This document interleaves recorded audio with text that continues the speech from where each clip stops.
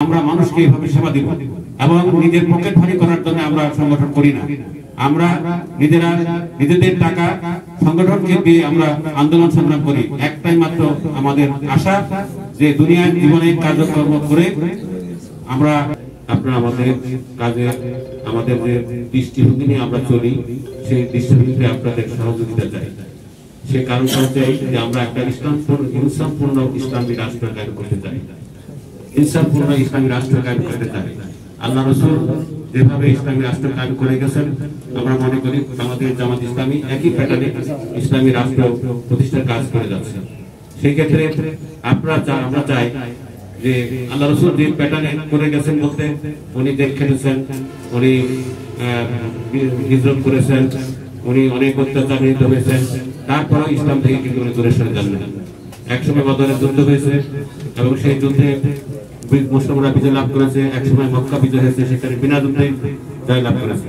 এমনি পরিবেশে আমাদের বর্তমানে সময় আমরা চাই, আপনারা লক্ষ্য করেছেন যে আমাদের নেতৃবৃন্দের উপর এত অত্যাচার নির্যাতন করা হয়েছে, তারপরে তাদেরকে ফাঁসি দেওয়া হয়েছে, তাদেরকে গুম করে দেওয়া হয়েছে, তারপরেও তারা কিন্তু মাথা নত করে নাই, কারণ বাতিলের কাছে তারা মাথা নত করে নাই।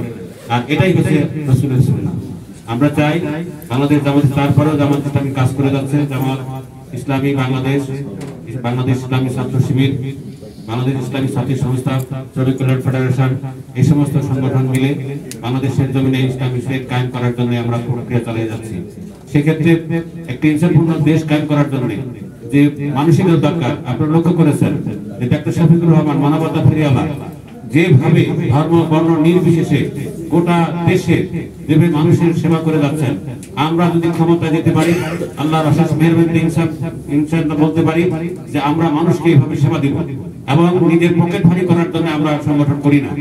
আমরা নিজেদের টাকা সংগঠনকে দিয়ে আমরা আন্দোলন সংগ্রাম করি। একটাই মাত্র আমাদের আশা যে দুনিয়ার জীবনে কার্যক্রম করে আমরা আখিরাতে আমরা কল্যাণ পেতে চাই, আখিরাতের আল্লাহ দেওয়া জান্নাতে যেতে চাই।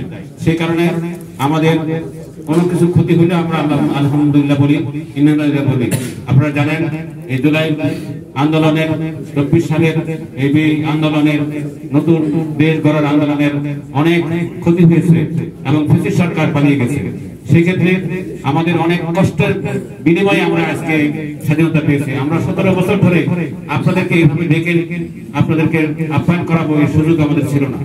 আমরা পালিয়ে বেরিয়েছি, বাড়িতে কতদিন থেকেছি 17 বছরে তার হিসাব ছিল না।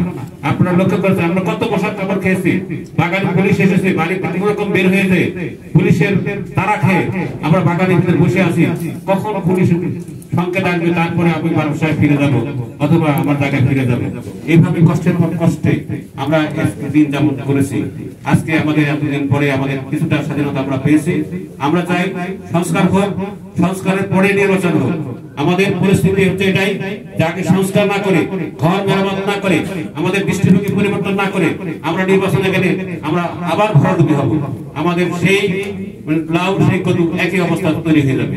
এজন্য আমরা চাই আমাদের দেশটাকে নতুন করে তৈরি করতে। সেক্ষেত্রে আপনারা বিবেক, জাতির বিবেক, আপনাদের সহযোগিতা চাই। আপনারা আমাদের সহযোগিতা করবেন আপনাদের লেখনের মাধ্যমে।